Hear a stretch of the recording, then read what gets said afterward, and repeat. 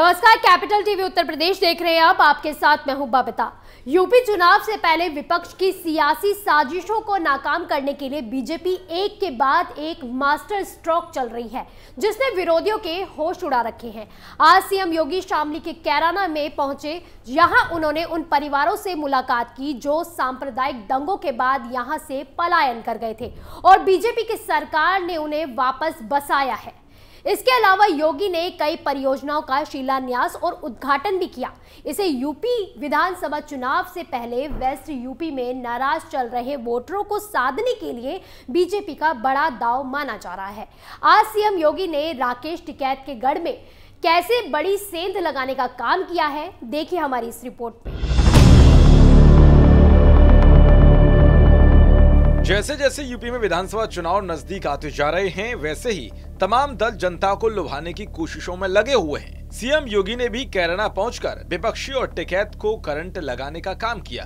कैराना पहुंचे सीएम योगी ने PSC camp की जमीन के शिलान्यास के साथ साथ करोड़ों रुपए की परियोजनाओं का लोकार्पण और शिलान्यास भी किया।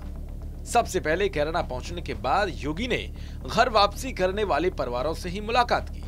यूपी में विधानसभा चुनाव से कुछ महीने पहले बीजेपी ने विपक्ष के खिलाफ ये बड़ा दांव खेला है। वेस्ट यूपी में किसान आंदोलन के चलते बीजेपी का वोटर खिसकने की बात कही जा रही है, लेकिन योगी का कैराना दौरा एक बार फिर से हिंदुओं को एकजुट करने वाला दांव माना जा रहा है। दरअसल पश्चिमी यूपी में 14 जिले आते हैं, इनमें 71 विधानसभा सीटें हैं। बीजेपी ने 2017 में इनमें से 51 सीटें जीती थी। आरएलडी के अकेले विधायक सहिंद्र रमाला के बीजेपी में शामिल होने के बाद ये संख्या 52 हो गई थी। बीजेपी के बाद समाजवादी पार्टी ने 16, कांग्रेस ने 2 और बसपा ने 1 सीट जीती थी। इस बार ऐसा लग रहा है कि लड़ाई जाति तय करेगी। शामली विधानसभा सीट के सिंभालका और थाना भवन विधानसभा सीट के सिलावर जैसे जाट बहुल गांव हैं। सिलावर के बगल में कश्यप बहुल सिक्का गांव है।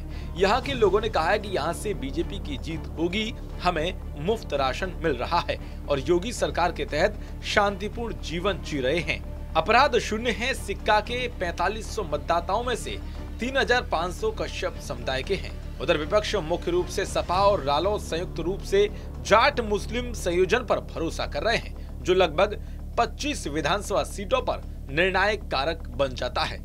जाटों का कुल वोटों का 7% हिस्सा है और अगर वे पश्चिमी यूपी में 29% मुस्लिम वोटों में शामिल हो जाते हैं तो गठबंधन चुनावी गतिशीलता को प्रभावित कर सकता है।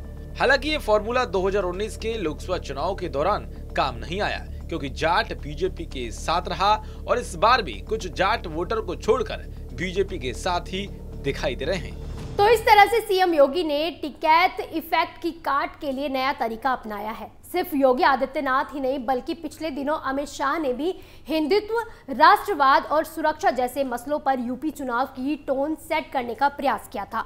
कुल मिलाकर साफ है कि विपक्षियों को पटकनी देने के लिए अभी से बीजेपी पूरे मोड में दिखाई दे रही है। कैपिटल टीवी में फिलहाल के लिए बस इतना ही। उत्तर प्रदेश की तमाम बड़ी खबरों के लिए आप देखते रहिए कैपिटल टीवी उत्तर प्रदेश। नमस्कार।